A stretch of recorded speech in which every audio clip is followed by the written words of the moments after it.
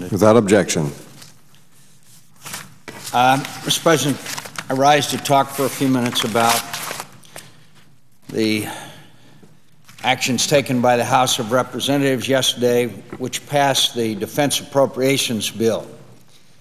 Not a small piece of legislation. It provides $636 billion for defense, and it avoided one veto fight by stripping out funding for advanced procurement of the F-22 fighter jet, but it chose to ignore veto threats over funding for an alternative engine for the F-35 Joint Strike Fighter and the VH-71, incredibly, the VH-71 presidential helicopter. The House bill provides $560 million to continue pursuing an alternative engine, and a $485 million for continuation of the VH-71 helicopter.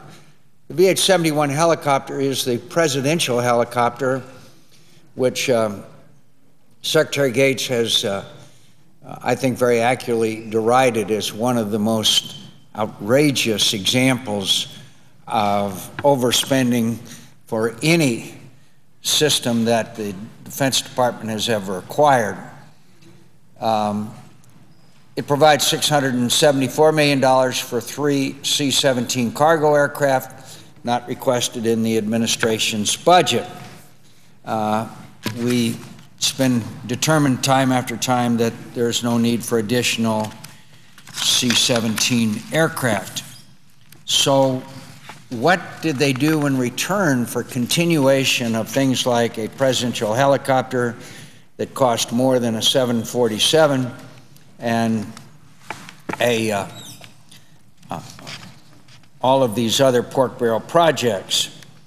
Well, the House bill reduces funding by $1.9 billion for our request for MRAPs, the vehicles that are protecting the young men and women who are fighting in Iraq and Afghanistan. They reduced the number from what the administration thinks we need, 5,244, to 2,000. It's remarkable. But what I really want to talk about for a minute is the 1,100 earmarks totaling $2.8 billion. Of those, 540, totaling $1.3 billion, are slated to go to specific private companies without competition.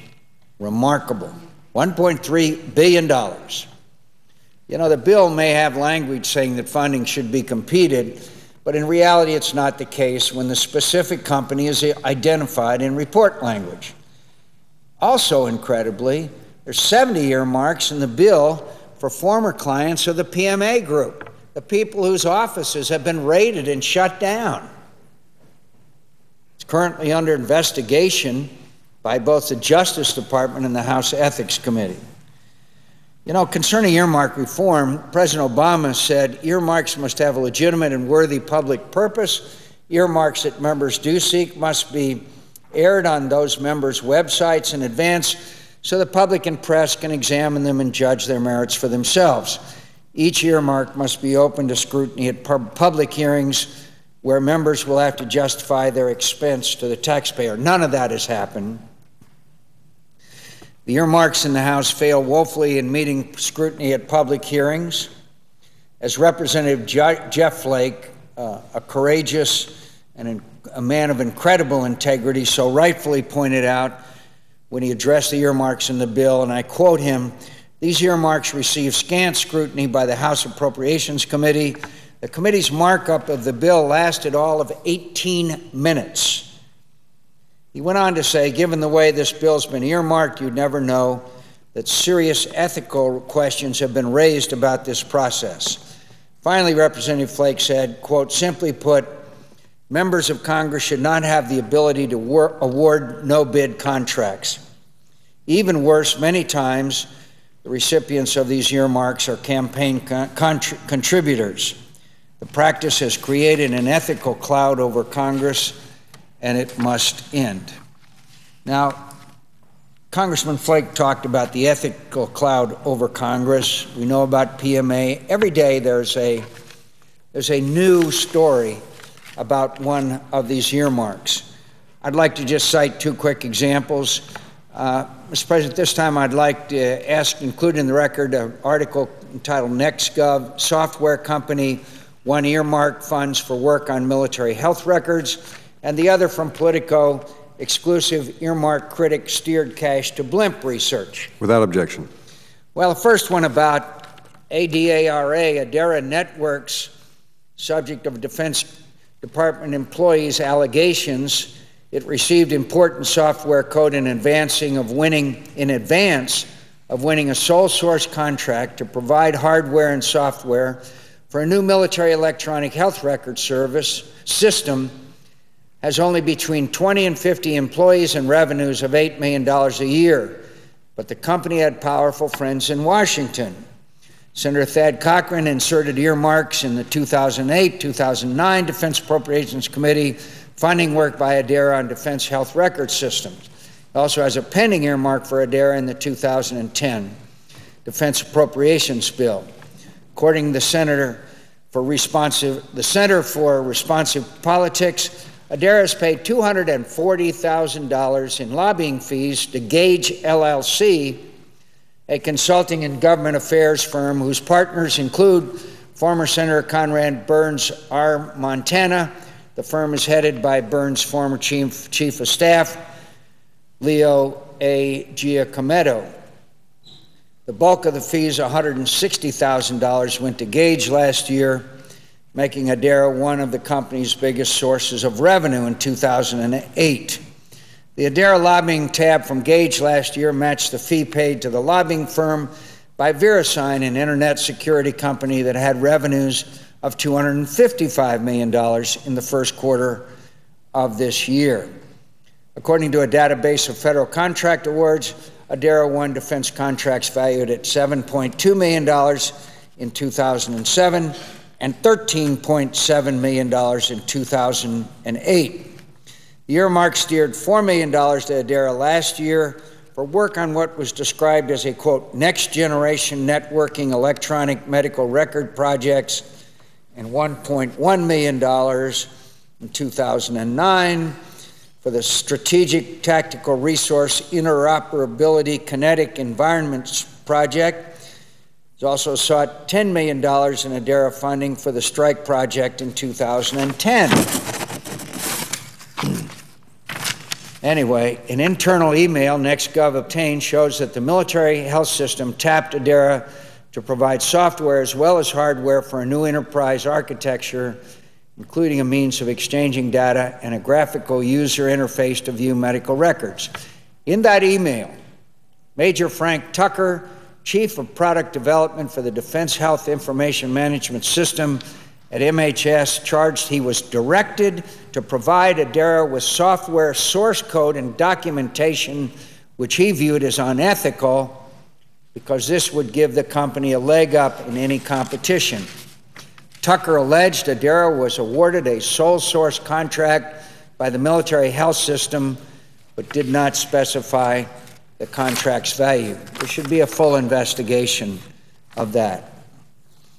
The Politico story, Representative Pete Sessions, the chief of the Republicans' campaign arm in the House, says on his website that earmarks have become, quote, a symbol of a broken Washington to the American people. Yet in 2008, Sessions himself steered a $1.6 million earmark for dirigible research to an Illinois company whose president acknowledges having no experience in government contracting, let alone in building blimps. What the company did have, the help of Adrian Plesha, a former Sessions aide with a criminal record, who has made more than $446,000 lobbying on its behalf. The company that received the earmarked funds, Jim G. Ferguson and Associates, is based in the suburbs of Chicago with another office in San Antonio, nearly 300 miles from Dallas. And while Sessions used a Dallas address for the company when he submitted his earmark request to the House Appropriations Committee last year, one of the two men who control the company say that address is merely the home of one of his close friends. Ferguson acknowledged that neither he nor his father has a background in the defense or aviation industries, nor any engineering or research expertise. Finally, it goes on, the $1.6 million earmark, more than half was to go toward research and engineering costs. The remainder was for overhead and administrative costs. Mr. President, this is the result, and there are myriad examples of this earmarking, which goes on and on and on. In this year's defense appropriations bill from the House, and there will be more from the Senate, there's 1,102 earmarks. We can't do that. We've got to stop. The American people are very tired of it. And just let me remind my colleagues again about PMA, of which there are some 70 earmarks. The PMA Group was a D.C. lobbying firm with deep ties to Capitol Hill and a reputation for securing lucrative earmarks for its clients, especially defense earmarks. It boasted more than $15 million in revenue last year. PMA Group clients reportedly received $300 million in defense earmarks for fiscal year 2008 and $317 million for fiscal year 2009. PMA Group and its clients spread around a lot of campaign contributions in an attempt to curry favor with lawmakers. According to one report, the firm had been credited with $1.8 million in contributions since 2001, and that's just to members of the Defense Appropriations Committee. Last November, the Federal Bureau of Investigation raided PMA's offices and the home of its founder, Paul Magliaschetti. According to news reports, prosecutors were initially focused on whether Mr. Magliaschetti used a Florida wine steward and a golf club executive as a front to funnel illegal donations to lawmakers. The Washington Post examined campaign contributions reportedly given by employees of the PMA Group and found listed in donor records, quote, several people who are not registered lobbyists and did not work for the lobbying firm, including a 75-year-old California man who had never even heard of the firm. Since then, the Department of Justice has raided the offices of a number of PMA clients and their business partners. One former PMA client is accused of giving kickbacks to an ex-Air Force contracting official. A federal grand jury reportedly subpoenaed records from one U.S. representative's congressional and campaign offices, and the FBI is interviewing his staffers. Mr. President, it upsets my colleagues when I talk about corruption in earmarking, and I know it's very painful, and I do not question the integrity of any of my colleagues.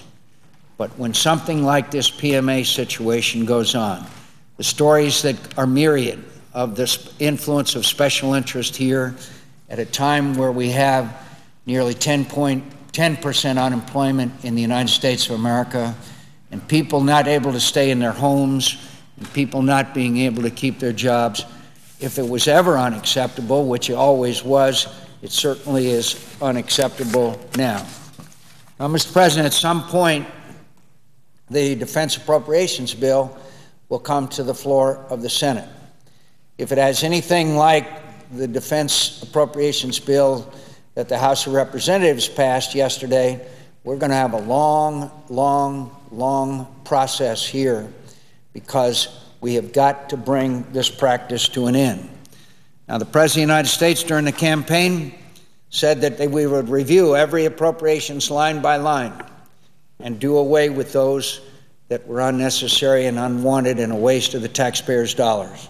There's no greater opportunity now than there is now. And I want to say I appreciate the President's involvement in ending production of the F-22, involvement in saying that the alternate engine is unsustainable for the F-35, continued billions of dollars of funding. But the earmarks are also billions of dollars of waste of the taxpayers' dollars. The earmarks are as what bred corruption, and the reason why we have former members of Congress residing in federal prison. It's got to be stopped. No contract should be allowed on a non-competitive basis to be appropriated by the Congress of the United States. Mr. President, I suggest the absence of quorum. Clerk, call the roll. Mr. Akaka.